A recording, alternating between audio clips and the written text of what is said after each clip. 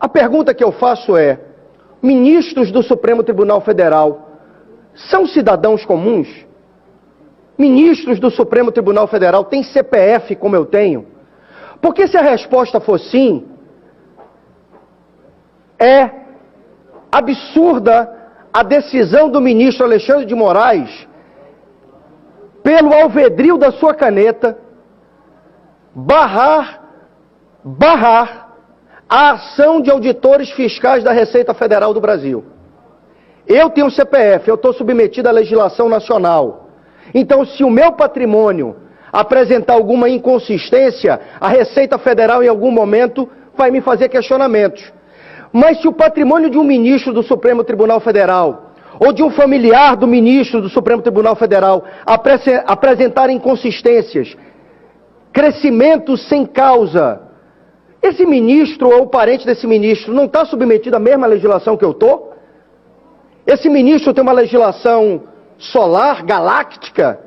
Não é a legislação brasileira? O ministro Alexandre de Moraes, na caneta, suspendeu uma ação lógica, dentro dos parâmetros da Receita Federal, dentro da competência dos auditores da Receita Federal, porque essa investigação alcançava parentes e um próprio ministro do Supremo Tribunal Federal. Que país é esse? Que país é esse? O ministro tem um CPF melhor que o meu?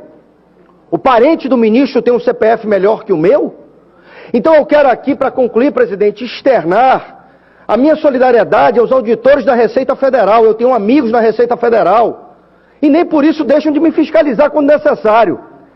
Mas foi de um abuso, na minha opinião, foi exacerbada a decisão do ministro Alexandre de Moraes, que determinou, num inquérito interno do Supremo Tribunal Federal, a suspensão e a paralisação de todo e qualquer procedimento instaurado no âmbito da Receita que possa investigar ministros e os seus parentes. Esse não é o Brasil que eu defendo. Esse não é o Brasil que eu quero. O Brasil é um só, o Brasil é para todos, a lei é para todos. E se a Receita Federal tem indícios, dentro de um procedimento correto, dentro de um procedimento nos limites da legislação, tem que investigar um parente do ministro do Supremo Tribunal Federal, o Supremo não vai deixar? Por quê?